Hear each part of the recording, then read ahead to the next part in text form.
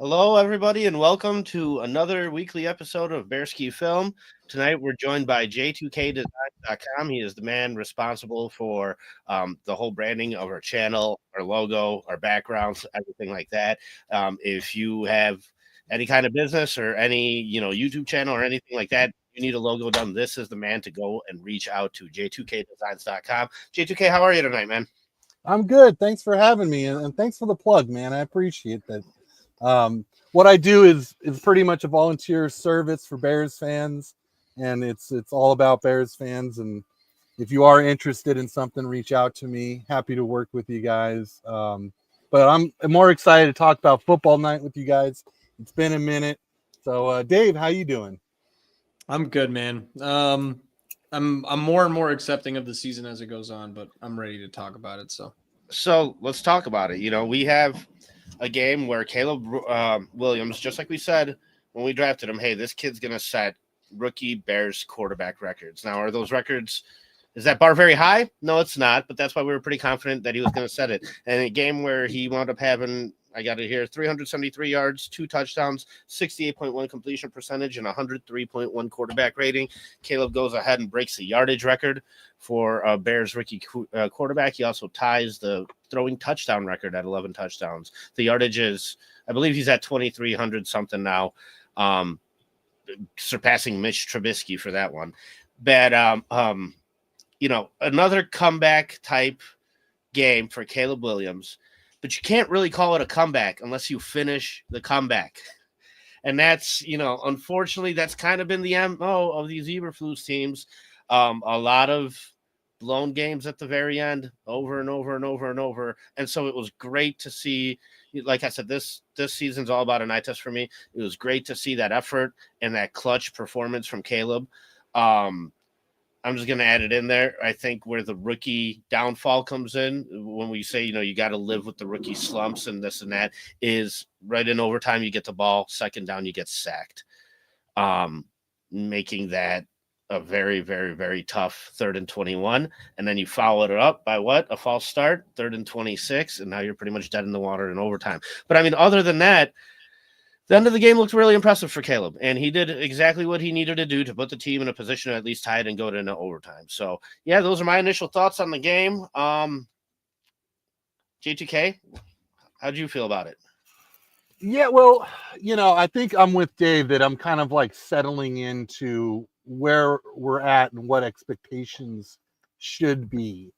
And I actually saw a competitive team the last 2 weeks, which we didn't see against New England. We didn't see against Arizona, right?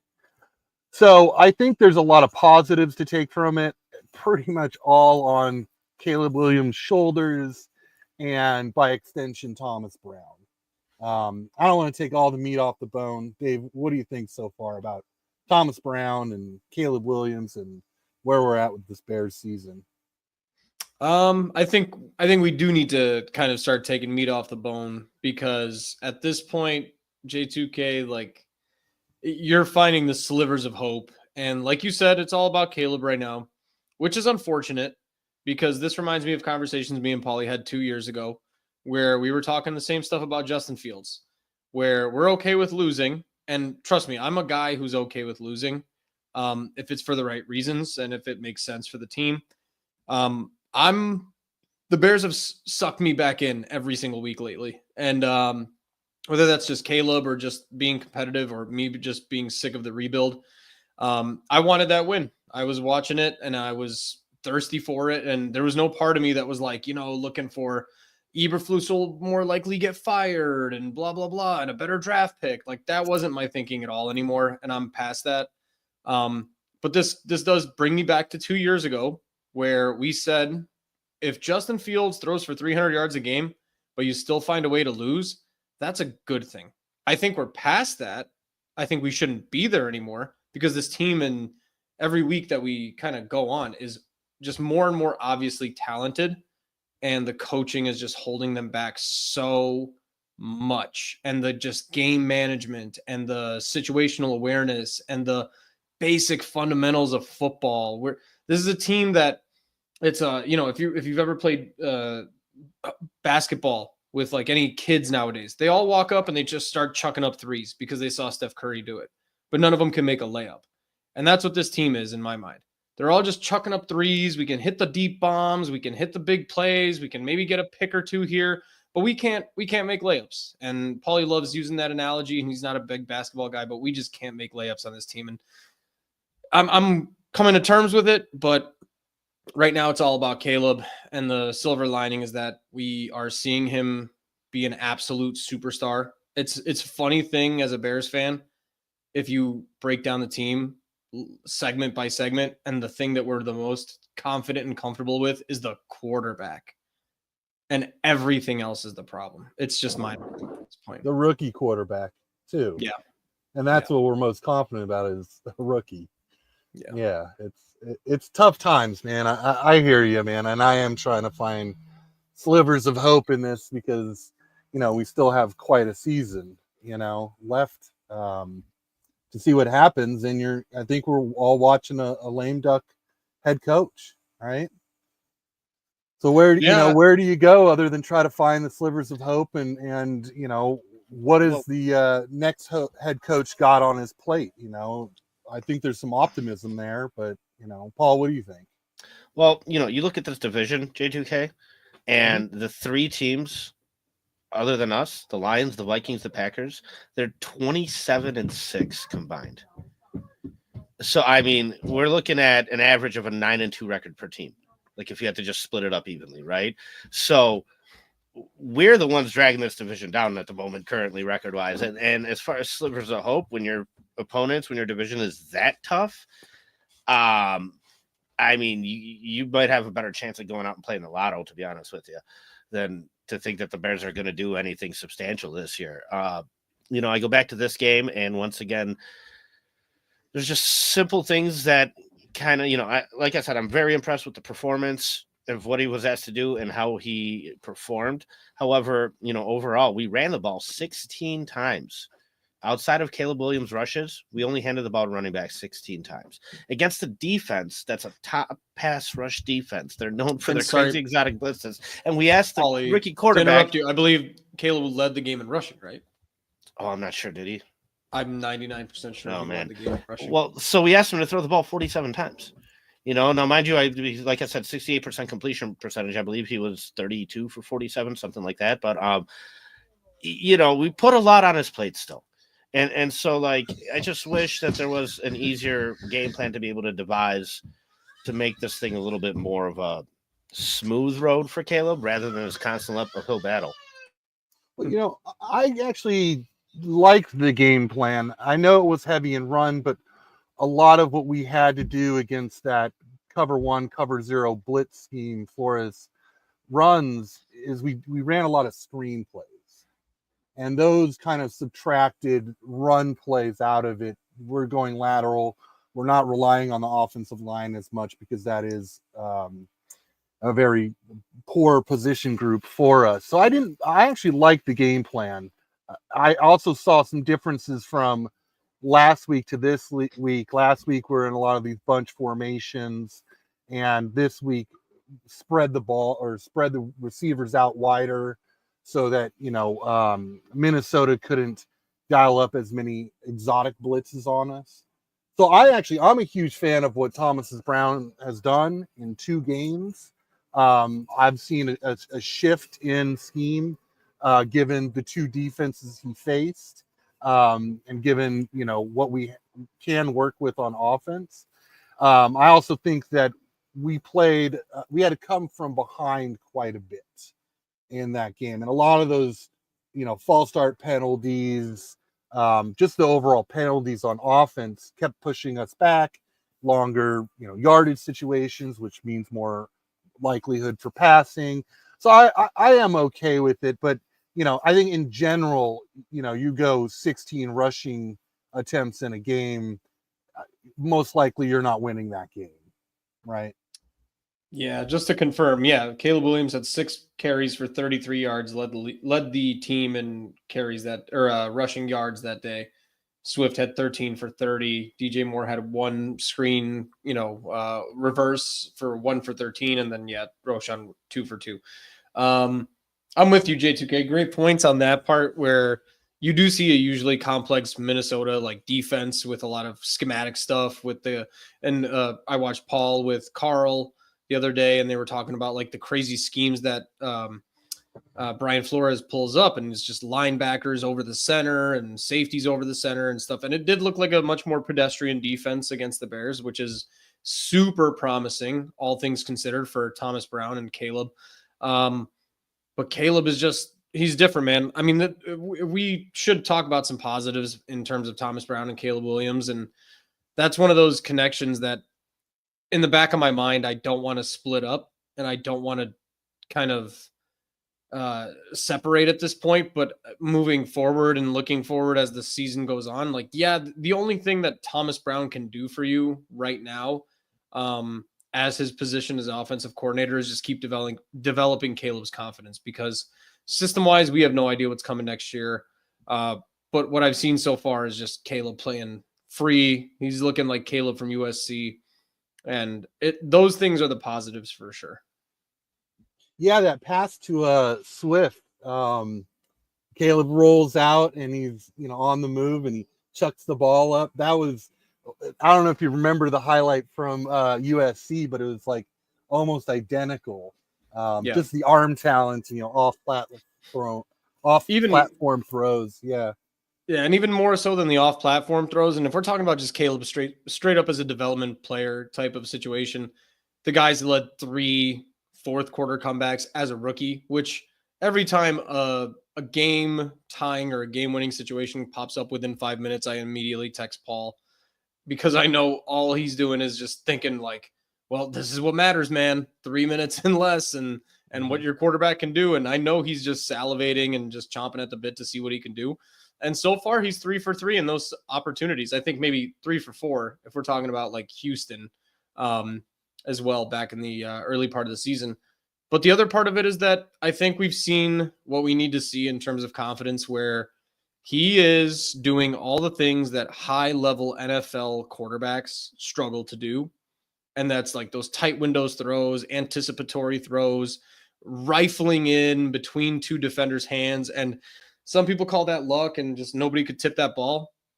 But the good guys do it consistently, and then, it doesn't look like luck anymore. It just looks like what you're skilled at. And that's, again, we're trying to find silver linings before we get into the negatives. And that's the stuff that I look at with just those tight window throws between 2 defenders.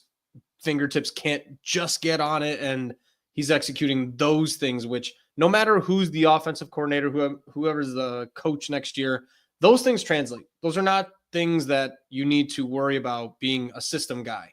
Those are things that you need as a baller in game time, and it's irrelevant of what the system is. That's just things that you can't teach. You can't coach that. Those are the things that I'm optimistic about watching these last few games, if you have to find some silver linings. And David, I think you mentioned this in like week 2 or week 3, where you're like, man, he had a pass that just went right over a linebacker's fingertips. And you're like, it doesn't matter who the linebacker is. Like, you're like, over the fingertips is over the fingertips. Like, you're going to be able to do that again. And I think we saw that again this game, towards the end of the game, where he just threw it right over the linebacker's hand and got it to Keenan Allen, and, in a clutch moment as well. Caleb's on pace for a 3,600-yard season if you just take his season average and spread it out. However, if you take the average over the last 2 games with Thomas Brown, he's actually on pace to break 4,000 if he continues this. But I mean, we've only had a 2-game sample size, so it's small number of games to go off of to sit there and make predictions like that. However, there has definitely been an increase in Caleb Williams' production under Thomas Brown. You can't deny that. To me personally, I tend to feel that just kind of it's beneficial from how bad Shane Waldron really was. Like, he set the bar really low. It's, you know what I mean? So for a guy to be able to come in and do better than that, it's nice, but it's also, in my opinion, expected.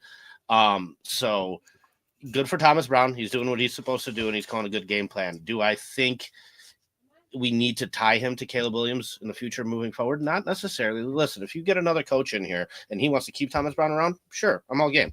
But it's got to be that coach's decision. I'm not going to sit here and go, we got to keep this guy because we had some kind of little spark there for a little bit. To me, I just feel like there's other coaches in this league that could definitely still coach and get good production and call a good game plan for this kid and help him grow. And, there's guys out there with experience that can do it. So, another thing I wanted to mention is Matt Eberflus.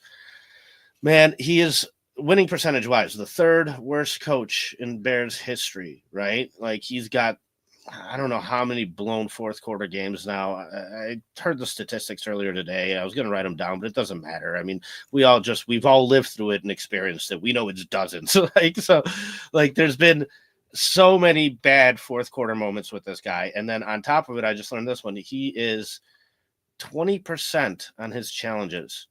And I could go back to a clip from earlier this year where he's like, oh, challenges? No, we're good on that. And I have this clip somewhere. I really wish I would have had it ready for the show, but it's like, you're not good at your challenges. In fact, you're historically one of the worst Bears head coaches at challenges. 20%. Did you hear his comment on the challenge for the Jordan Addison play?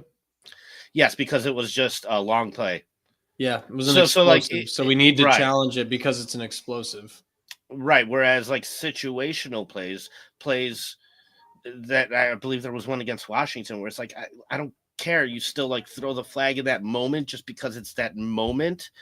You know what I mean? And those are the moments he doesn't do.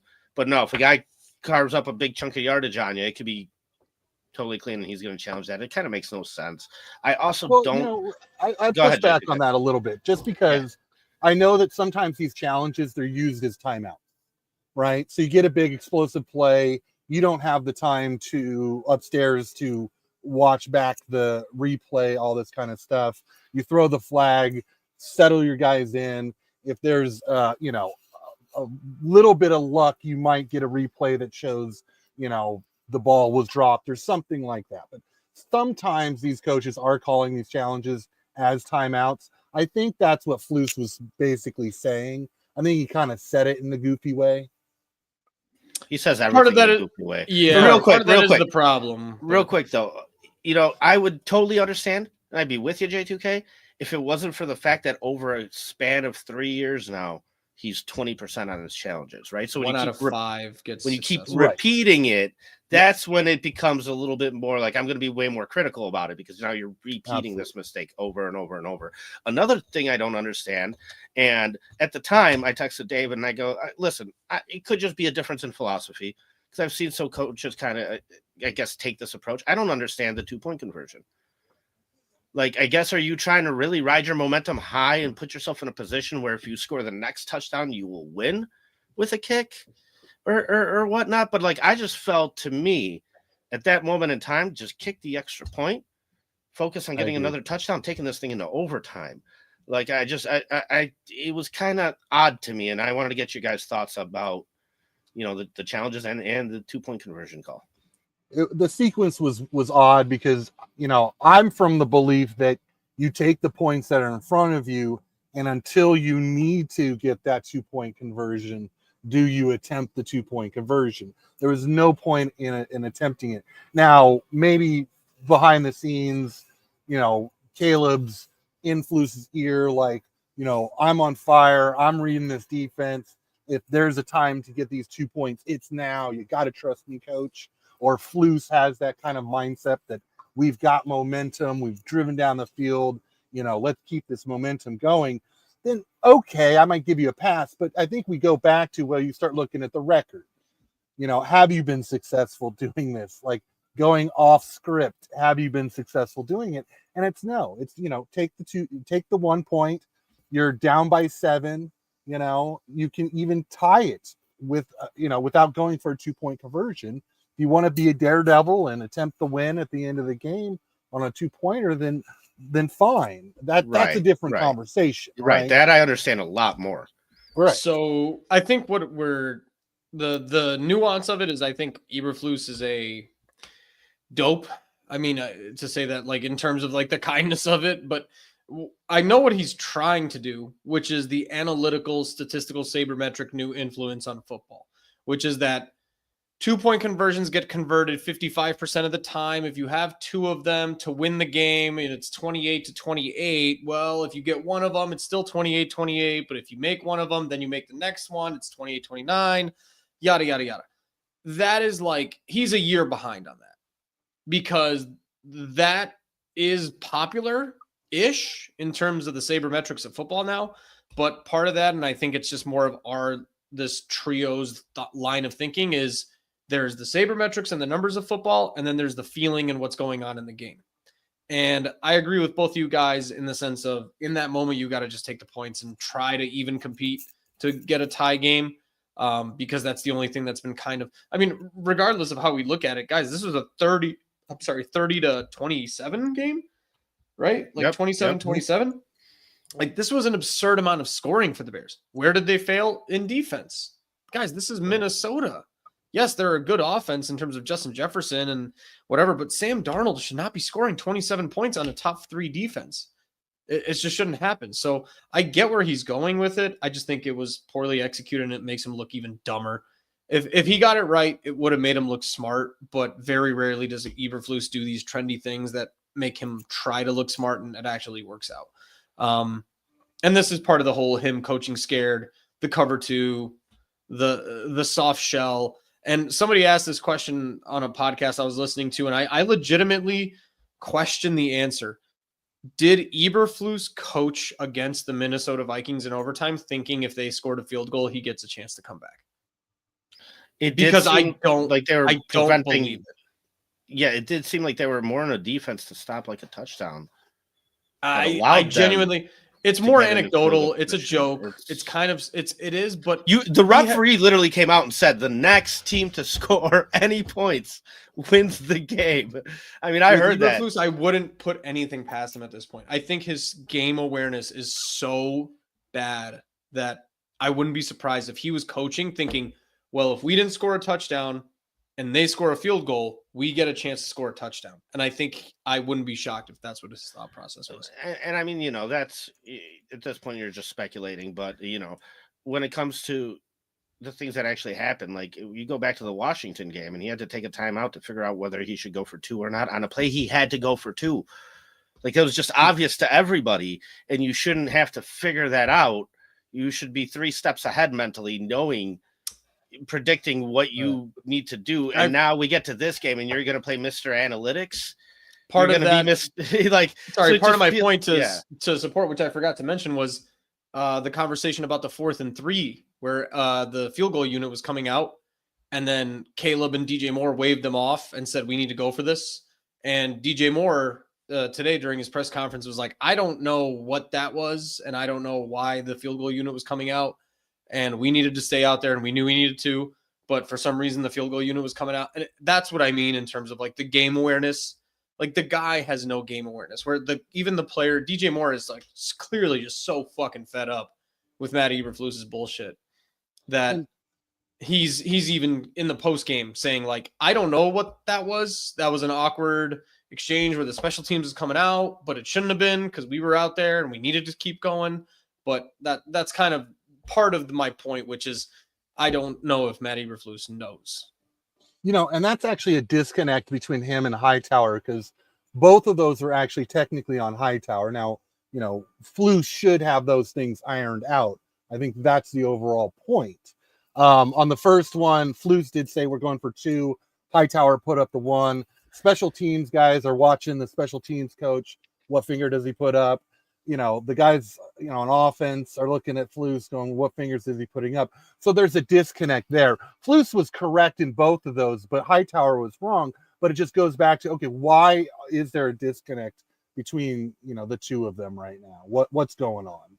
And J2K, I brought this up in the past, like, in my mind, in my opinion, right?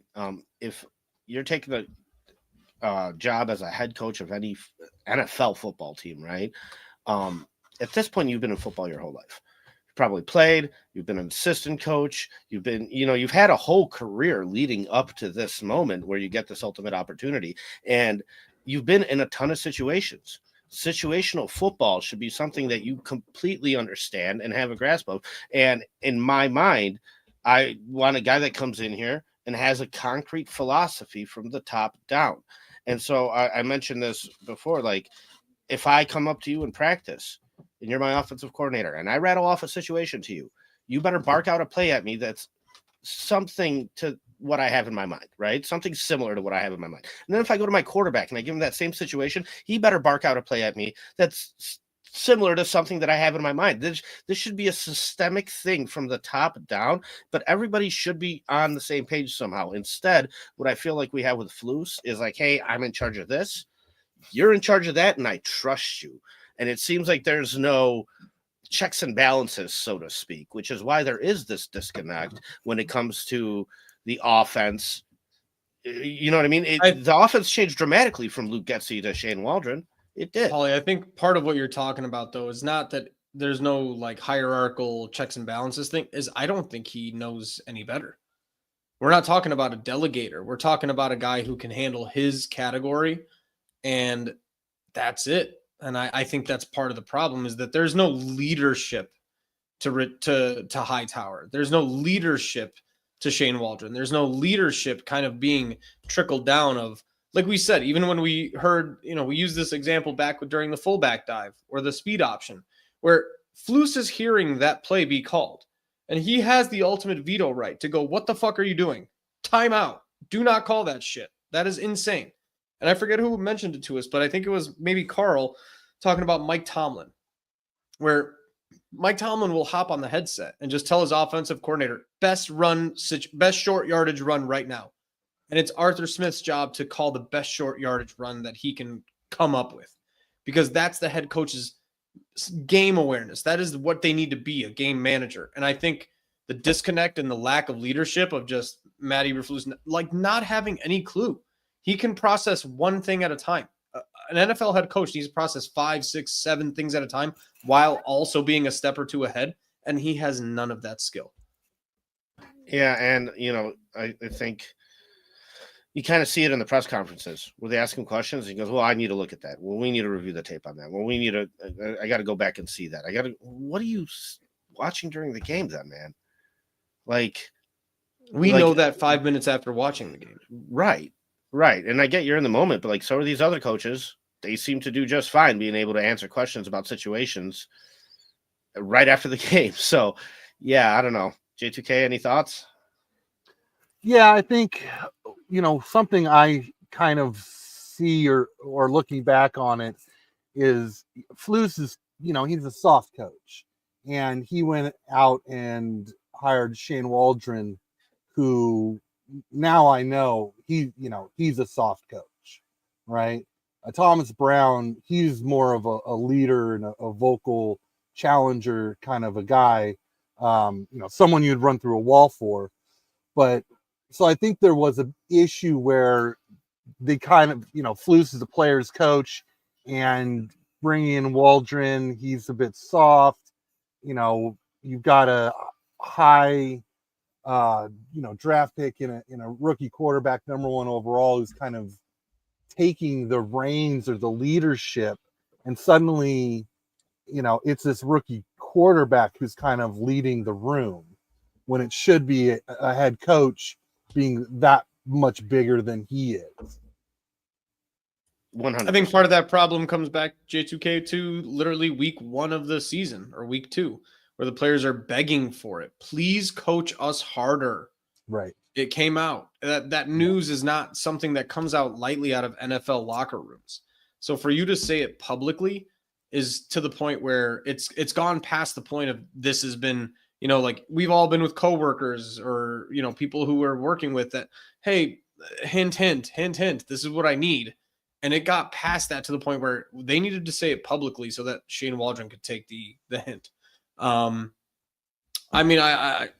can I go with a question here? Because I do have a question leading for you guys. So at this point, I was watching this game, and I feel like Keenan Allen and this team and the direction that this team goes in is always so disjointed, because I look at a player like Keenan Allen and I enjoy watching him, and I enjoy watching him make a cool play once in a while. But part of me just feels like, what a waste of a player in the NFL. This guy should be on a championship team somewhere. This guy should be on a team making a difference somewhere. And at this point, I watched him, and half the plays he was making were awesome and were like, only Keenan Allen can make that play. And then the other half of the plays were an absolute net negative. This guy is too old. This guy is not a player that you should be partnering with, like a rookie quarterback, to try to develop him. And I ended up with the game like 51-49% wise, where he's a net positive for this team. And this is part of the frustration I have with this team. This guy should have been traded week 7 for like a 3rd round pick, 5th round pick. And where are you guys at with Keenan Allen? Just maybe the direction of this team. I guess it's more of an overarching Ryan Poles question, but I watched that game and I feel like Keenan Allen is a microcosm of where this team is. Where, yes, he's good, but is he better for you than maybe something like Tyler Scott getting reps and maybe missing half of those catches, but at least he's getting reps for the future? Like, where are you guys at with that? Because I watched that game and I was very frustrated with Keenan Allen. Paul, you want to go or? Oh yeah, sure. Yeah, I mean, I was gonna let you. Well, where I'm at with Keenan, I think you summed it up pretty well. The 51-49 net positive, because there are plays that he makes that are great, and how he gets off the line quickly and how he knows how to settle down and into zone coverages. And at times he looks like his old self, but you can see that percentage of his old self is very little in who he is now. He's lost a ton of speed. He just doesn't look like the guy he was with the Chargers. I mean, only a few years ago, 2 years ago, Keenan looked much faster. And, I liked at the time that we targeted a veteran wide receiver like Keenan Allen, because he helps out a rookie quarterback in the passing game so much and helps him grow. But I thought the price tag was extremely high. 20 million and a 4th round draft pick for a rental. So you start to look at, okay, it's all about Caleb's development. Now, if Waldron wasn't so bad, if this offensive line wasn't so bad, maybe we've got a winning season and a playoff caliber team, and Keenan Allen's a big part of that. But where we're at now, I do question why we went the Keenan Allen route, why we didn't trade him when there was the trade window. I'm extremely frustrated with the guy, and I wish we had that 4th round draft pick back and that 20 million. Yeah, it was a very high price to pay. And I think that's part of the issue is they're trying to sit there and they're trying to get their value out of it, right? Like, because we spent so much on you financially and draft capital wise, we need you out there as wide receiver number 2, right? Where the right thing to do would have been to start off the season by leaning on him a little bit, but then make this progression where Rome Odunze takes that spot. Where Rome Odunze is the guy that you drafted number 9, where he's the young one, where once you get him a little bit acclimated with the NFL, couple games, like, you start changing that up and not relying on Keenan Allen so much consistently due to his age, and having him just be there for those clutch moments, for those once in a while throws on 3rd down, where you need to trust a guy. That would be a guy I would trust, right? Because he has had so much experience in this league. But to sit there and just lean on him the way they're doing it and giving him a workload like he's a workhorse at his age, it's just, to me, it's just a way of trying to get your value out of him based off what you paid for him. And once again, I talk about situational football. You're just not using him situationally correct. And so I think it's mismanagement of the roster, in my opinion. And so whether he should have been traded or not, okay, you based off how it went, sure, I could entertain that discussion.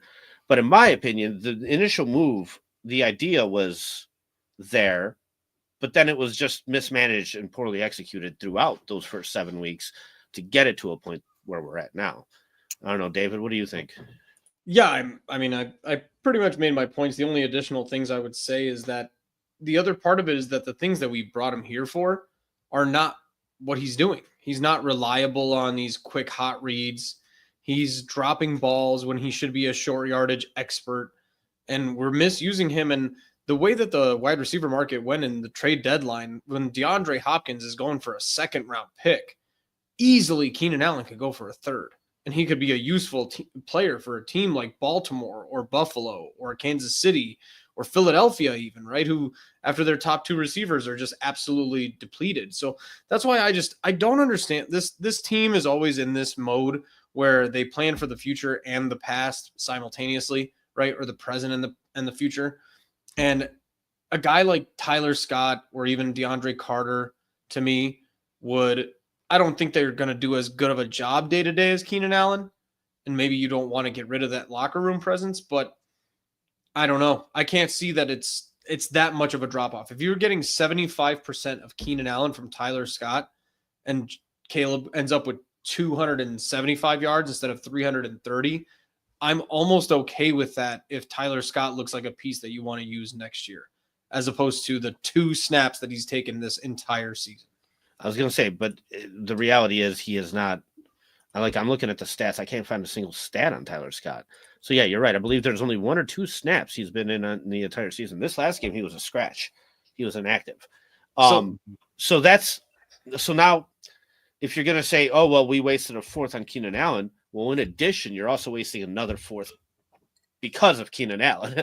So you're actually down 2. Yeah. And it's hurting you more than it's helping you for sure. So this goes into my next question for you guys. And at what point is this season a next year season? And are we there yet? And where are you guys at with that part? Because that kind of leads me into, I personally have already started planning for next season. Keenan Allen, that's my thought process behind that. The Tyler Scott situation and where we're at with Flus and the rest of the team. Are we still playing for this year, or are we looking forward to next year? And are we starting to do things based on next year, or are we still trying to win? Yeah, that's a good question. So, is Flus in there still trying to win every game? Yes, I believe he is. I think once you get closer to being completely mathematically eliminated from the playoffs, I'm not sure if we're there yet. We actually might be pretty close. I think we had a 4% chance going into that game, so we might be. Let me try and look that up. Right. I think then you start to work out other positions, not reinvent the playbook, but you might start doing things to help with Caleb's growth instead of trying to win the game. You want to see him on more peer progression reads. Maybe you start pushing Rome Odunze to, certain plays that he would be the focal point on the play, given the coverage. Start getting some of these long-term guys, younger guys, a little more action. That's a route, but I don't think that Flus would concede that. I think regardless of the outcome at the end of the season, I think he wants to win as many games as possible. And so I found it. So we have a 0.7% chance. There's a chance. You're telling me there's a chance. And you know what? This is actually Matt Eberflus's comfort zone.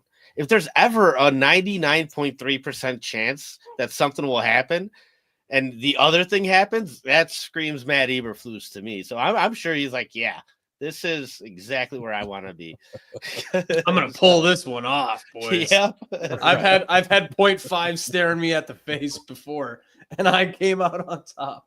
Right, exactly. Yeah. And I made that happen. So, yeah, and unfortunately, Paulie, do you care to comment on the future proofing of this season versus? Yeah. Sure, David, I'm a lot harsher with that than I think most people are. Because I just tend to, like you said, when I came back from vacation, it was week 5. You kind of made fun of me because I was like, "Yeah, dude, it's not happening, man." Like I've been away from this team week to week. I've been in Europe for 2 weeks, but just looking at it from like afar, it's just like, oh no, dude, this is like what it takes to actually make the dance and then do the dance and win a damn Super Bowl in this league. No, this team's got no chance. And so I felt that way heading into week 1 because Matt Eberflus was still our coach. However, after a 4-2 start, I backed off a little bit from it. I gained some hope, and I said, okay, maybe, just maybe. Then after those 2-3 collapse games, that just underlined it for me. I was looking at the future already, I don't know, right after heading into the Patriots game, maybe even heading into that game, I was just like, yeah, whatever. I don't care if we look great against the worst team in the league. Like, it's going to mean nothing to me. And so, I would have loved to beat Green Bay because that still means something to me for now, for this moment right now. However, as far as the season goes, no, I just, we would need to get extraordinarily lucky. I mean, 0.7% chance just to make it, right? And so there's nothing to lean on here. I don't mean it in the sense of actually competing for the playoffs and actually being like a serious contender this year. I guess my rhetorical question is, do the Bears, do Ryan Poles, do the McCaskies, does anybody with, how many games do we have left? 7 games in the season? Yeah, well, this was week 12. So with 7 games in the season, is anybody actually future planning right now, or are they waiting for the end of the season? So that kind of like, and that is my fundamental issue with this team since I've been in high school, right? I don't know. Crimson's right. It is 6. There's 6 games left. Thank you, Crimson. It's a team that can't plan for the future really, really well, I feel like, and it's part of the problem as a franchise. And this is where my ownership argument comes back into play. Sorry, Paulie, but like it's a team where, in my mind, and here's my controversial hot take opinion of the week. I'm going to give it an 80%, if not higher, chance that when Matt Eberflus gets absolutely dominated by the Detroit Lions this week, will be the first mid-season coach firing in Chicago Bears history. I am I'm going to give that above an 80% chance of happening. I mean, like, if you want my opinions of why, vibes, I mean, that's worth nothing. 2, I think with a 10-week bye, right? Like a 10-day bye, I'm sorry, a 10-day bye, right? A mini bye, being just absolutely decimated on Thanksgiving. That gives you like a 10-day window to pass the team over to whoever your interim head coach is. And then 3rd is because I think 3 divisional dominations in a row will actually maybe get George to be bullied into doing this for the first time in his life. The other part of that is, like, my opinion on this is, we are talking about another situation where if you want to start auditioning head coaches for the NFL, and Thomas Brown has been, interviewed for head coaching positions. He has been interviewed for the offensive coordinator spot in Chicago and somehow was beaten by Shane Waldron. I can't imagine being in the room with those 2 guys separately and then interviewing them and then walking out of those 2 interviews and saying, like, that's my guy, and it's Shane Waldron, and then saying Thomas Brown is the guy who I'm iffy about. It's absolutely insane. That all being said, if you are in any way a cheap McCaskey, which the McCaskies are, and you're just thinking about Thomas Brown next year, or you're not going to pay the bank for Kyle Shanahan or Ben Johnson or whatever it is, and I'm putting my prediction in this based on, I'm McCaskey proofing my prediction, because in a logical world, a good NFL team would throw a blank check at Kyle Shanahan, would throw a blank check at Ben Johnson and say, please come over here. But I'm McCaskey proofing this prediction. I think they're going to give Thomas Brown a 6 to 5 game audition and then hire him as head coach next year. That's my kind of like future proofing of this team. And that's the bad way to go, because you're going to get stuck in like an Antonio Pierce situation like the Raiders had, where, like, okay, sure, you come in and you make it look better than the guys before you that were terrible. And like I said, I think some of Thomas Brown's success it comes from the failures of Shane Waldron. I mean, because we're looking at how much better he is than what the guy who was here before did. And that's not the way to go, though, because who's Thomas Brown bringing in as his staff? Right? Like, so we're talking He's about pretty well connected. He is, but I'll get what to I'm that. saying though, J2K, is like even when it comes to Ben Johnson, who's very well connected, I I'm think the still opposite. I'm still a little iffy on that, because where I think this team is from a talent wise perspective, from how young the quarterback is and everything like that, is in a place where we just need some real experienced head coaches in here. Like I said, that's why I was making a push for Jim Harbaugh last offseason. I don't care if you like him, don't like him. I personally don't have much of an opinion on him that way. But what I do know is he's been in this league. He's got a good staff underneath him. He's a real good coach. He knows how to win. He's proven he knows how to win. I mean, if Kyle Shanahan is available, that is number one target, period. Right? Like, if he's available. If not, I would still, feel better about getting another guy in here that's actually had some experience as a head coach. If Kevin Stefanski becomes available, sure, give me Kevin Stefanski. He's been coach of the year 2 times. He was really hamstrung by his ownership and the way that thing went. But at one point, he had the Browns kind of fixed in a very tough I'll division. take Mike Vrabel with Thomas Brown staying as offensive coordinator. And that I wouldn't prefer that. However, that would still be an upgrade over what we have right now.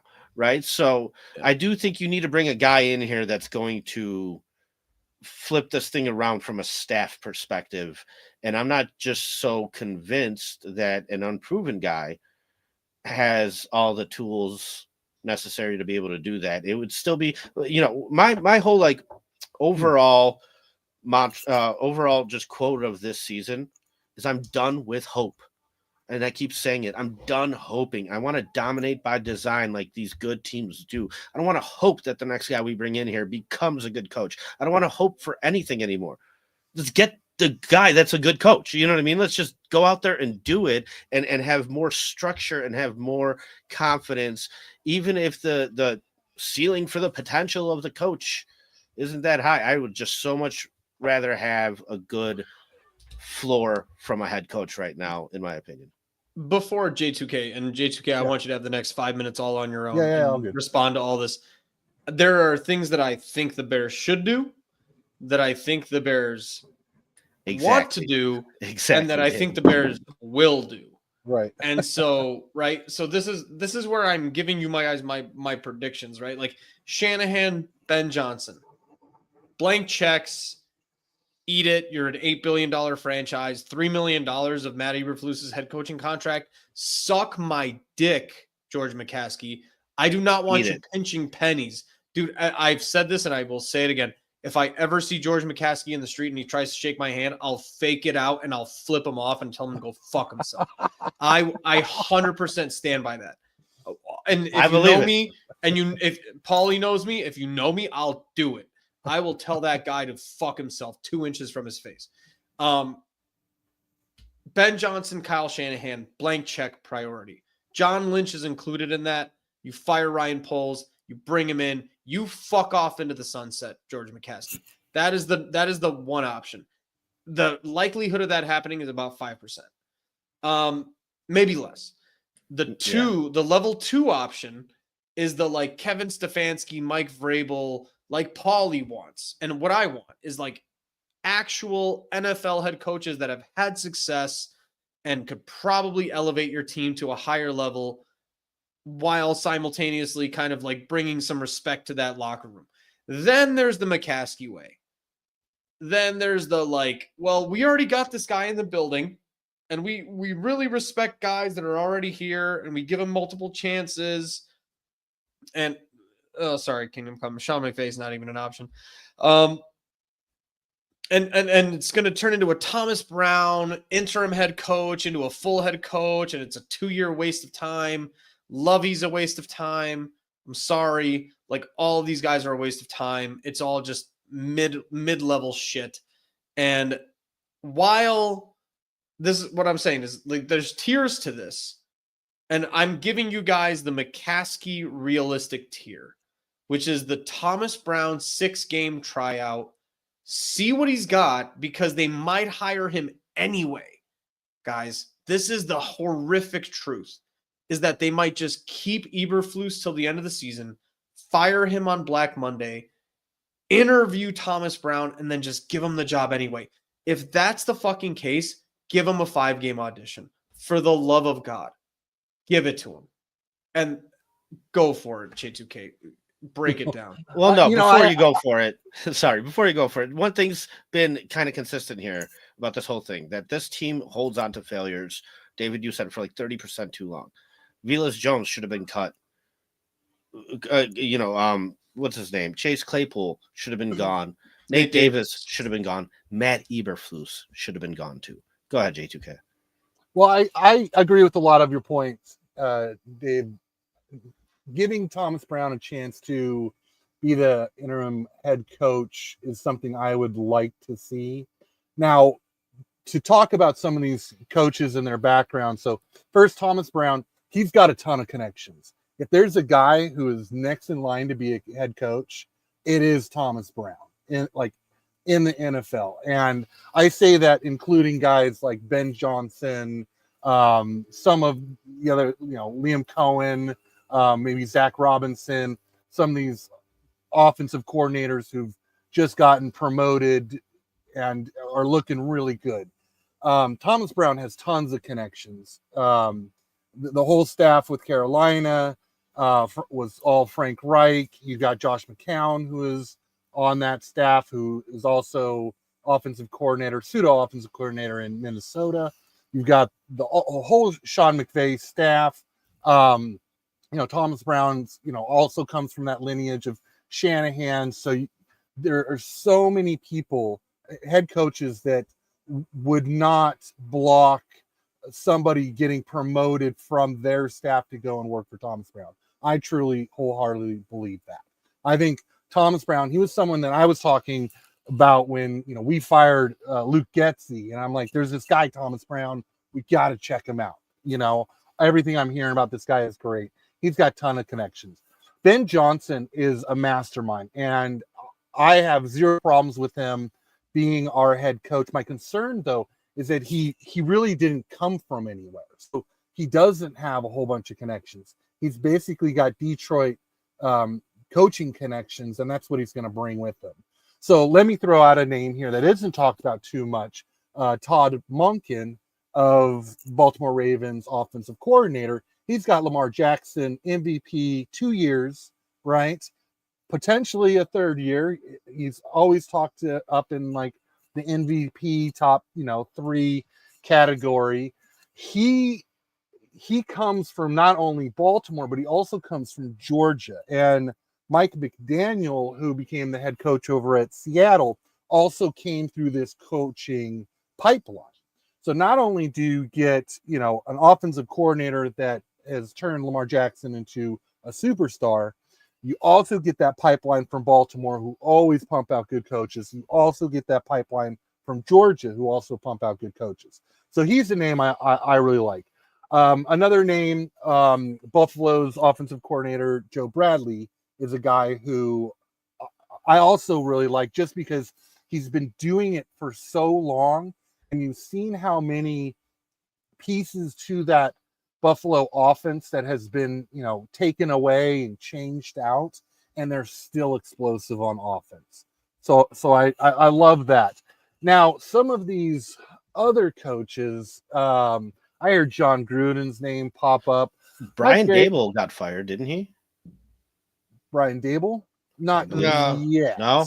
Brian Dable was promoted as the offensive coordinator from Buffalo into New York, but I thought maybe it was a fake. Maybe it was a fake thing. Then I thought I read that this morning. That no, he was not fired. Okay, it was probably okay. My bad. Right, and the Joe Brady Brian Dable thing is definitely a legitimate thing, guys. I mean, we're combining a lot of thoughts here, but I think it just turns into you get Joe Brady, you have no idea what he is as a game manager.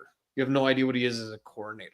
What he can do as a coordinator, but that's why part of my thought process is give Thomas Brown, and the whole argument of him being a booth coach which is very relevant. If this guy wants to be a head coach in the NFL, he can't call from the booth. He's got to be down there. He's got to be in the game, in the situation. Like, I'm okay with even Eric Washington being a interim head coach while Thomas Brown is still the offensive coordinator. And if Thomas Brown doesn't want to be a head coach and he wants to call plays from the booth, then you know what? The guy from Tampa Bay, Liam Cohen, right? Make him your head coach and make Thomas Brown. They're like this in terms of scheme and schematics and what they do and what the trees that they came from. And I'm with you, J2K. Like, you can combine these things and mix and match, but the whole point of this conversation 20 minutes ago where it started is start future proofing your team, because right now it's all Caleb. Guys, it's all Caleb. The only thing that matters is Caleb. Can we agree? Like, you can build a team. This team is so talented.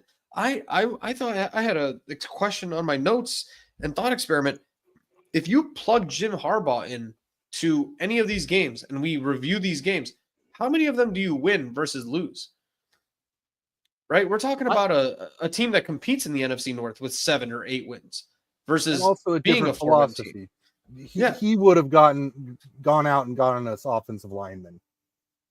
And that's the issue I have right now is I know a lot of this blame falls onto Eberflus. My issue is that I think while we have a lot of talent, we're unbalanced.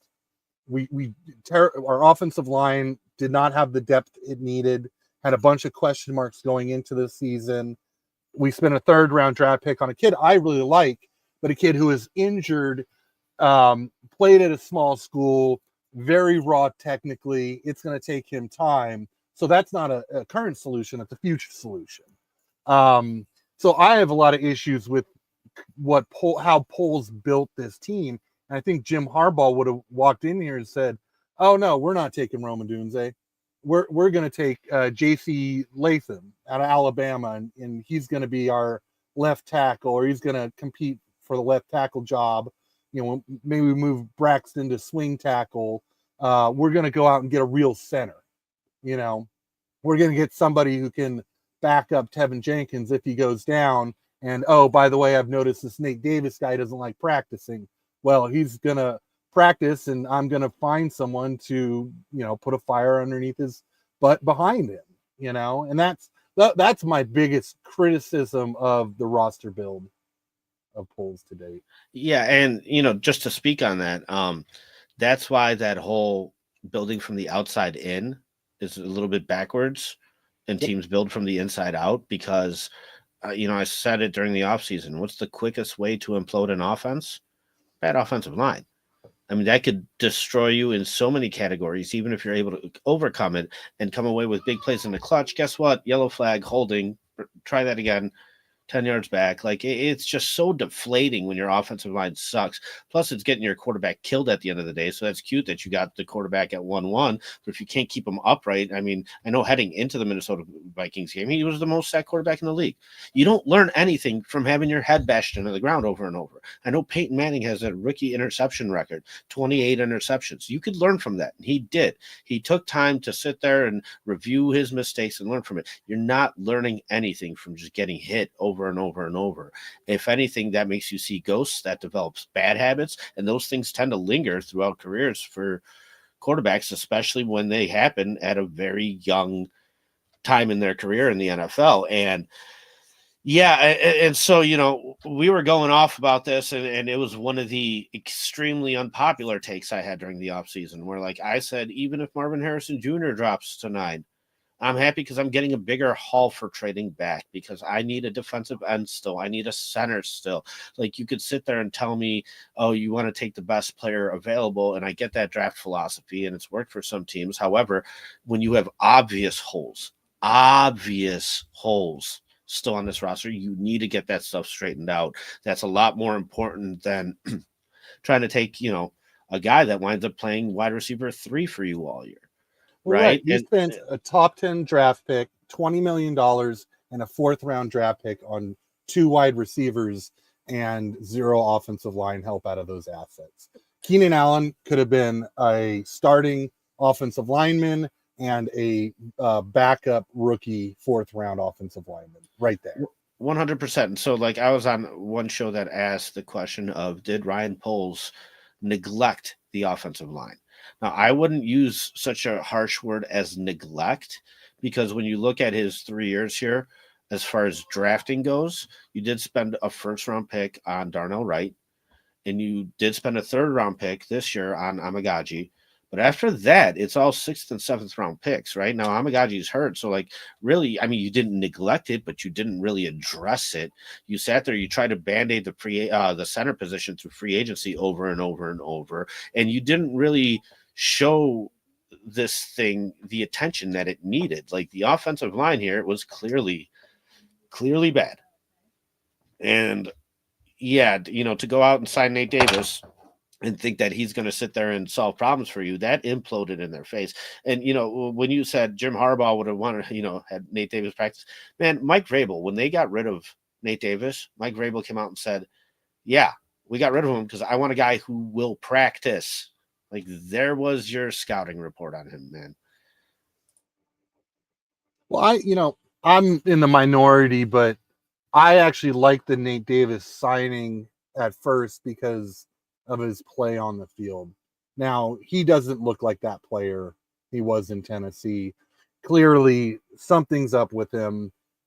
I'm starting to get the sense that once his mom passed, and I think there was some other personal issues he was going through, that this last contract was him saying, I think I'm done with the NFL. I'm just going to show up as much as I can to get a paycheck. And, the likelihood of him going to another team with this type of attitude and regression in his play and making any money, it's just not there. So I think he made a business decision to walk out of it. He was a very good offensive lineman at Tennessee. I agree with that. I guess I would have one more comment, and Crimson participating a lot in the chat. We just haven't put a lot of it up. And I said Caleb was the future, and that's really all that matters.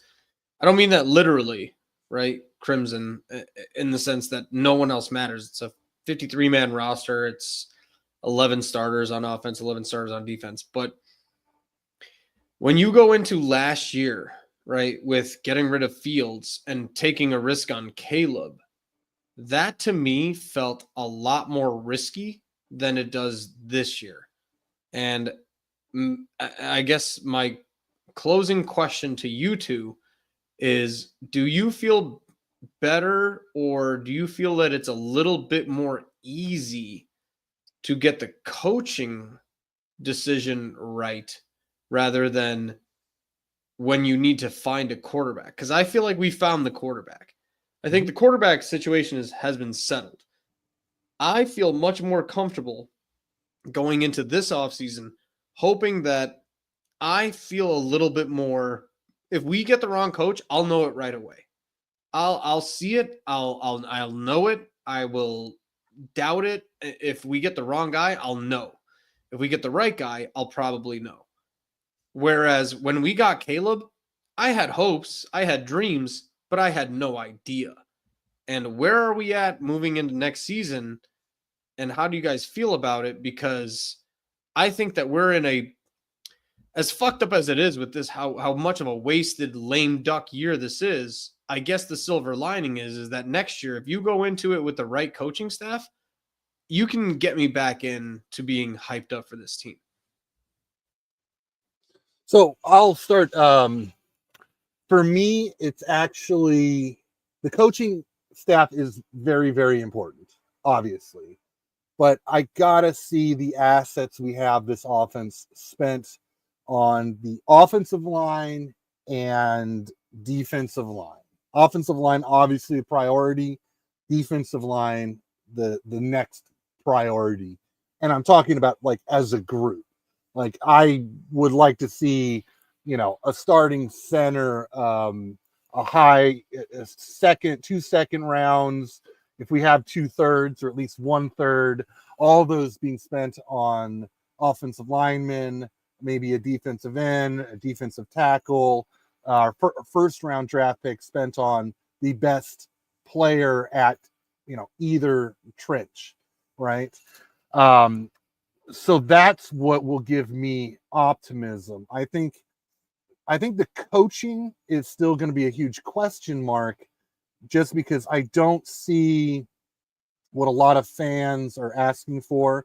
Well, they're asking for, we want someone who's got experience, who's going to be a good head coach. Well, a head coach that's had experience is also a head coach that's been fired. Dan Quinn was fired in Atlanta, right? We could all hope that Shanahan gets fired, but I don't see that happening. There's 10 teams in the league that hope that Shanahan gets fired. Andy Reid was fired. Well, yes, but that was actually a huge personal situation. I don't know if you ever heard the backstory on that. No, I did not. I would love to hear it though. If you got to, I believe that was the year that his son died, right? Yeah, his son I passed remember away, that. So he stepped away from coaching, and okay. so I mean, technically he was let go of his contract, but he walked away from football. Okay, that's great clarification. Right. Thank you. Yeah. Because so real quick, yeah. like the Eagles held on to him for 8 years? Super Bowl appearance, but a Super Bowl loss. But Howie Roseman knew he was a good coach, whereas like Doug Peterson won a Super Bowl and 3 years later was fired by Howie Roseman, because Doug Peterson is not a good coach. So the results don't always go hand in hand. But like I hear you. So that's interesting. I think there's more of a marriage, because I do think, like, when we look at this Bears coaching staff, and then you go around the league and you look at the past years and where they've come from, we actually have a lot of good coaching on our staff, good coaches on our staff. I mean, a lot of people target Chris Morgan, our offensive line coach, and say he's a bad coach. And then you go and look at like who he's been with. Had Eberflus not kept Chris Morgan would have been in Washington with Dan Quinn, because they coached together in Atlanta. And they, given Washington's success, all their fans would be like, oh, we got this great offensive line coach. You go back to Washington of 2011 and 2013, you look at that coaching staff with Mike Shanahan, Kyle Shanahan, Matt LaFleur, Chris Morgan's on that team. The guy from Hightowers on that team. Sean McVay, Slowick. I mean, you're just reading off like really talented coaches, and there's Chris Morgan sitting there amongst all of these really quality coaching groups and trees and stuff. So, like, I don't think he's a bad coach. I think people talk about Hightower and Washington as good coaches around the league. These are quality guys. Our secondary coach, John Hoke, he's a quality coach. So I don't think that we just have bad coaching. I think that's kind of a simple way of attacking the team when you don't know all the nuances and how much things are intertwined. But I think that where it starts, like at the top with Eberflus, he just doesn't have the guys around him like the Thomas Browns who can fire up the team, and he can just sit back and be just the head coach. Had he had, Eric Washington as defensive coordinator, Thomas Brown as offensive coordinator, and he can sit back and be the head coach, and for a couple of years, then I think that staff, same names, different results. Yeah, as a coach, you're not playing the game, right? So the results come from the players on the field. It comes from the execution on the field. But I think what I'm seeing is like, we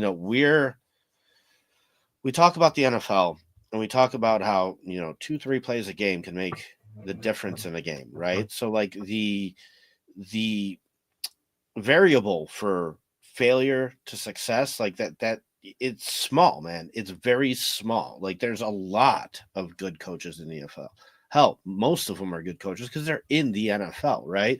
And so it comes down to the fine details. And when you look at the fine details, where one Hail Mary, a blocked kick, hell, I'll even say another blocked kick in this game away from, 3 victories, really. Like, And then if those 3 plays go differently, hell, if those even 2 plays go differently, right? Like the block kick against the Packers and the Hail Mary against Washington, and those are wins instead of losses, then these conversations don't even exist. Yeah, Right? I'm curious. So if we're 7-4, we've watched the same exact plays, just minus 3 plays going our way instead of against us, right? I mean, everybody's excited, and they're all, we're all saying Flus is great. And No, are you no. kidding me? If we're The difference is 7-4, J2K. The chat would be disagreeing with us. Because I think me and David would still be on the same thing because we're seeing what we're seeing, and we're trying to take the overall result and the overall eye test of the consistency of it all, and that tells a different story, right? Like we understand those 1-2 plays that go bad that make a difference, and that's really the masses would be so excited. I think me and David would still kind of be on this whole, this is kind of just like a curtain, like inflated, because overall the thing consistently doesn't go well. I think a lot of what Paulie has changed my mind on is what your standard is are we competing with the Packers for last place in the NFC North, or are we competing with the Lions and the Eagles for the NFC Championship? And that's where Paulie has changed my mind, where you have a quarterback that can, I'm sorry, Jared Goff, Jalen Hurts, I'll take Caleb Williams. Mm-hmm. Now it's what you put around him. Can you put a defense and a team and a coaching staff around Caleb Williams? Because right now, if you put a coaching staff and a team as good as the Eagles have and as good as the Lions have around Caleb Williams, I would take Caleb Williams over Jared Goff and Jalen Hurts 8 times out of 10, 9 times out of 10 right now. That guy's a fucking stud. And we have a 2 to 3 year window to do that for this guy, because you can compete in this. This is not a team where, and I think this is part of it where, people, we're going to take a step back, reshuffling coaching staffs. Thomas Brown in 2 games shows you that that's not true. Because in 2 games, Thomas Brown has been much more effective than Shane Waldron has with an entire offseason. So you give me Kyle Shanahan, you give me Ben Johnson, you give me any coach that can actually coach this team up to be a complementary football team and like a staff that can back each other up, then I don't think you're taking a step back next year. I don't think you need to take a step back to take a step forward with coaching in modern NFL times. I think the right coaching staff will elevate you instantly. The same way we just talked about with this team is all you need to do is replace Matt Eberflus with Jim Harbaugh. And I think we're talking about the situation you guys are talking about. It's a 7-win team. It's a team that's competing for an NFC title game, where it's competing for a playoff berth. Because the only difference right now in terms of this team is coaching and how it's being mismanaged. This team is really fucking good. They're young too. They're young and they're good. And that's why, like, I've said this since like preseason week 2. If Kyle Shanahan needs a change of pace, which I think the more this NFL season is going on, I think there's no more attractive job in the NFL. If the McCaskies are willing to pay, I don't think that there's a more attractive job than the Bears. With full control, if Mike Vrabel wants control, if Kyle Shanahan and John Lynch want control, and the McCaskies are willing to let it go, I don't think there is a more attractive job in the NFL this upcoming coaching cycle and ownership cycle than the Bears. I'm confident in saying that. But will it happen? Probably not, because the McCaskies exist. Yeah, I agree with you. I think it's a very attractive situation to come into, even if it's just the head coach and we keep polls.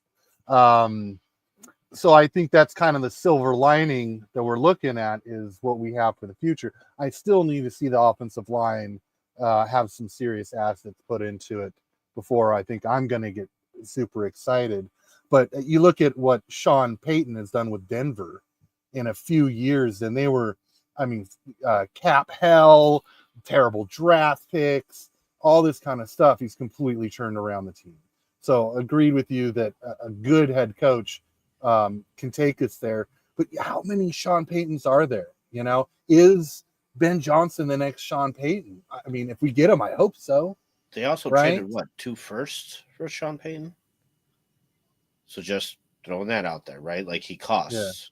That's And so why, to me, if Kyle Shanahan becomes available, and I'm gonna put my if we just see the thing on our Twitter accounts that Sean Payton is available and he just got fired, I will put my hope. not Sean Payton. I'm sorry, Kyle Shanahan. Yeah. I'll put my hopes at below 5% because I expect nothing from the Bears. Right. Right. But And so, but if I see that go across, you've got me back in 100% blindfold. You don't even need to tell me anything. I know Kyle Shanahan will do the right thing. And part of what J2K is saying, like, yeah, the first first round and the second round and the other second round pick is probably going to go to defensive line, offensive line, offensive line. And it's going to be done the right way. If you get Bobby Slowick in here, I have no hopes. and it's interesting because Kyle Shanahan is going to be the best coach out there if he's potentially available, right? And I don't even think you need that. I just think you need a good, stable coach. And I go back on certain situations like Aaron Rodgers, right? He won a Super Bowl with Mike McCarthy as his head coach and Joe Philbin as his offensive coordinator while being the most sacked quarterback. But he's a superstar. Okay, so he was able to pull 1 year off despite all the obstacles, despite all the uphill battles. But we all agree that Aaron Rodgers should have had more, right? So he would have had more if there was a better coach in there. And if, he wasn't the most sacked quarterback or playing behind a terrible offensive line and this and that, having to do it all on his own. Now, I also think that coaching matters a lot when the team's at its worst. And coaching matters a lot when the team's at its best. Like if you're in the playoffs, coaching can be one of those things that elevates you and puts you over the top and gets you into the Super Bowl. You know what I mean? And when the team's at its worst, I think coaching can sit there and take bad talent and get more out of it than you would expect, which is what we're seeing with the Broncos right now, right? We're seeing Sean Payton do some real damn good coaching work. And I don't know. I never saw that with Matt Eberflus. Instead, I get comments like, "Oh, well, you can't count the first year because it was a rebuild." Why not? So it's just like saying, "Well, you can't count Kevin White because that was a fluke." Okay, but after mistake after mistake after mistake after mistake, guess what? Kevin White becomes your first mistake, right? So like you do add that back in at some point. You're willing to give it a pass, but only for a certain amount of time. If these mistakes and these issues are repetitive time and time again, then you do look at the whole picture and you don't give any passes. And that's where I'm at with Matt Eberflus is, like I said, they're holding on to him 30% too long, just like they did with some of their players and their other obvious mistakes. And in my opinion, that there's a clear upgrade available here at the coaching position. Does it need to be the very best guy? I don't think so. I just think it needs to be competent and stable and just not a disaster. And I think the talent then on this team can take you to a much more competitive position than we are currently in. Yeah. I agree with a lot of what you said. I do think that context does matter to an extent. So I do look at, Eberflus's first year here as a tear down, second year here as a rebuild. I still think this year is still part of the rebuild. And where I start to lay blame is actually a little bit of a blurred line between Poles and Flus. So who is it that went out and said, okay, let's target secondary and wide receivers as where we're going to put our assets in. I mean, they wanted to trade up for him. Was that Flus or Poles going, hey, Flus, how do you want me to, what groceries do you want me to get?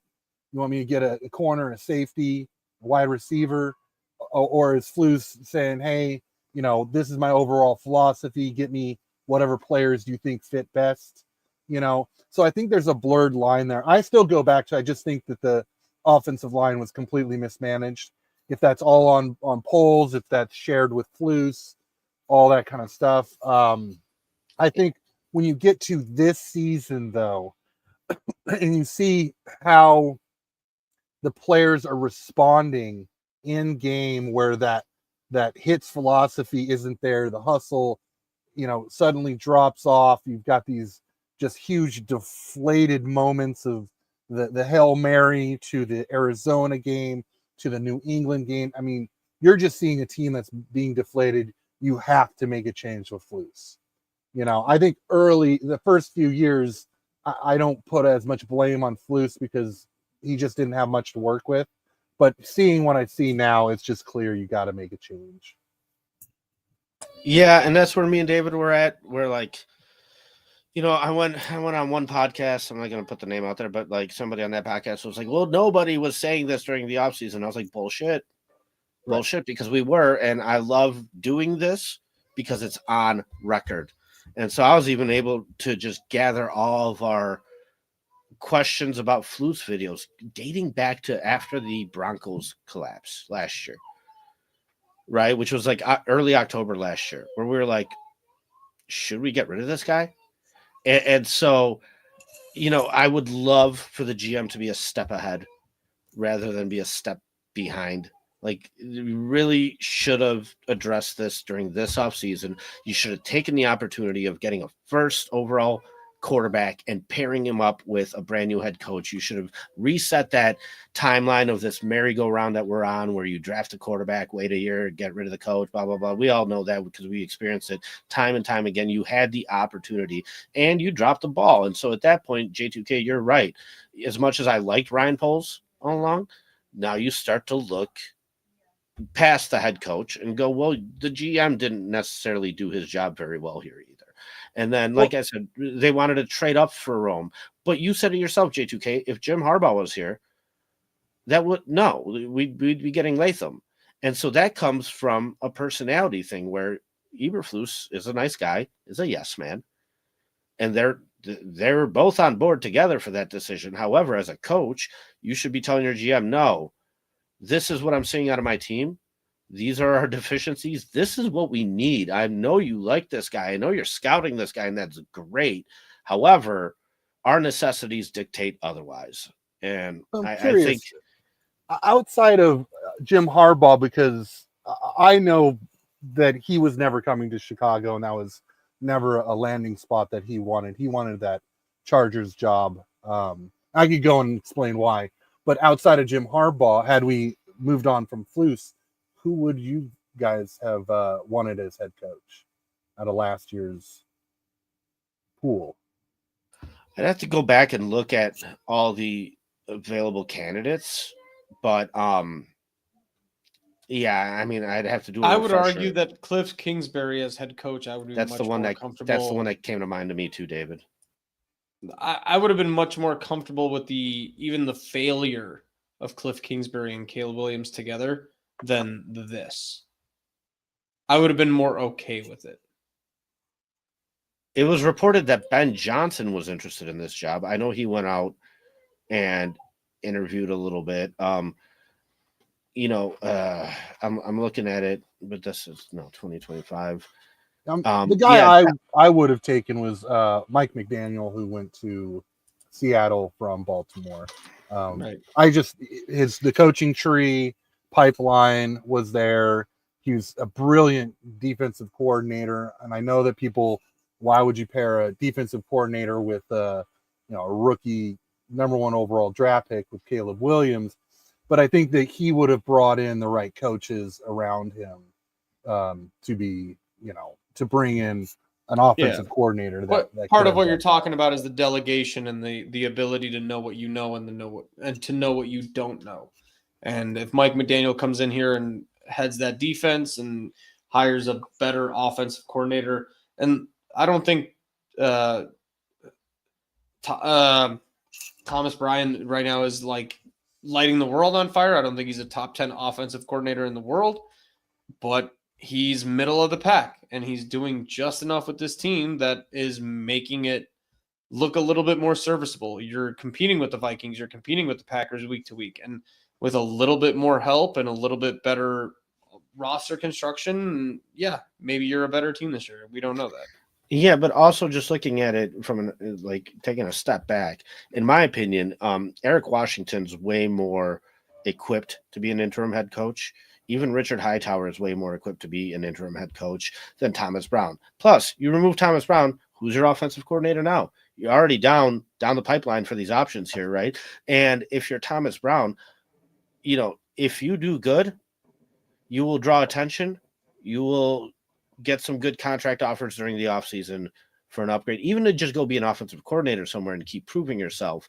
Whereas why would you want to sit there and risk your head coach opportunity on this situation where if you fail, you may have killed your shot, right? So like I think it's more of an approach like kind of like Ben Johnson took, like, okay, no, I'm just going to keep working my way up the ladder till the time is right, and then I'm going to make a bunch of money because of it, because I'm going to have success all along the way doing what I do, and then I'll take on the heavy workload of everything that comes with being a head coach in the NFL. So, well, every year there's kind of a hot name. So I think Ben Johnson is the obvious hot name because, I think the likelihood is Shanahan doesn't get fired. But, knowing the Bears, we're not going to get the hot name. Once you get outside of Ben Johnson, that group becomes a lot of offensive coordinators that we brought in the offseason to interview. Liam Cohen down in Tampa Bay, Zach Robinson. So I still don't think we're going to get that guy that a lot of fans want, that big name. And I think it's going to I think that Thomas Brown and, some of these other guys outside of Ben Johnson, Kyle Shanahan, that staff is going to look just as new to us as any of them, right? But, I do, because I have liked Thomas Brown for a while, just from the backstories that I've heard and stuff like that. I do believe in Thomas Brown. And I think that it's maybe more so as a head coach. Granted, he's having some success as offensive coordinator. We see he's far better than Waldron was with the same ingredients. But as a head coach, he does have that commanding the room kind of a vibe. And I think that he does have enough connections that he could bring in some really talented coaches. So I'm not out on Thomas Brown. And that's fair, J2K. But like David was saying, the more likely scenario is like, hey, Bears fans, here's your new head coach, Lincoln Riley. Right? So or something dumb like that. So guys, any closing thoughts on tonight's show? Appreciate your time tonight, J2K and Dave Ski. I'm shocked every week. Like, I'm expecting Dave to join, and just the background behind him, that whole banner just being like on fire, just burning slowly throughout the show. So instead, I got him wearing some Bears gear today, which is a little odd from the last couple weeks.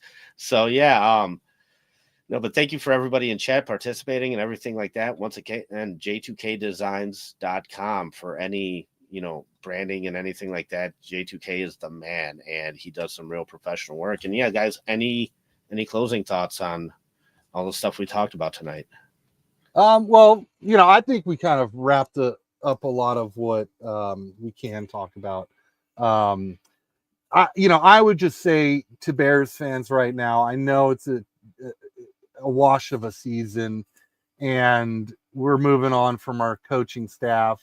Maybe Thomas Brown sticks around. I don't know. I don't even know if it's that important for him to stick around. We just need to get this thing fixed.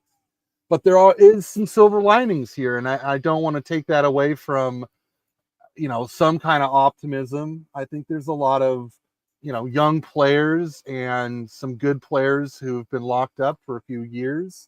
We're going to see Caleb, Rome, Komet, DJ Moore together for 4 seasons at least going forward. So I think there's a lot of optimism in the future, and I don't want people to be too down about this season. Yes, it's not what we had hoped for, but it's what we got to deal with. So I'll just kind of leave that conversation there. To everybody in the chat, Crimson, Joseph, FlexDig, everybody else, you guys are all awesome. Always appreciate seeing you guys out there, chatting it up with you guys. Thank you, Dave and Paul, for having me tonight. I appreciate it. It's always fun talking football, especially with two guys who know what they're talking about and are passionate about this team. So I appreciate it. It's a bit of therapy for me, I'm sure, as everybody else. So thank you. Definitely. And, you mentioned hope in that closing statement. I told you, man, Hopium. I'm just done hoping. So done hoping. Just want Me this thing to too. go. Dave, any closing thoughts? I think the Bears are going to bear, man. I think the Bears are going to bear, and I'm glad this game is over with on a Thursday, and I'll probably be busy cooking a turkey, and it'll be some good background noise. But other than that, yeah, the best thing I think I'm looking forward to is a Matt Eberflus firing on Friday morning. So Yeah, for real. So, and then anybody who likes our content and likes what we do here, we're doing a Tuesday show now at 6:30 p.m. Central Time about just general NFL talk as well, where we just go through and talk about the different teams and whatnot and kind of just give our NFL opinion. So if you like our content, definitely tune in on Tuesday and check that out as well. That's one that it's mainly like David hosting it, so he's the main guy running it, and yeah, it's a good time. We just started it, and it was a lot of great content. So thank you guys, thank you everybody, appreciate you all. J2K appreciate you as well. Have a good night and bear down. Bear down.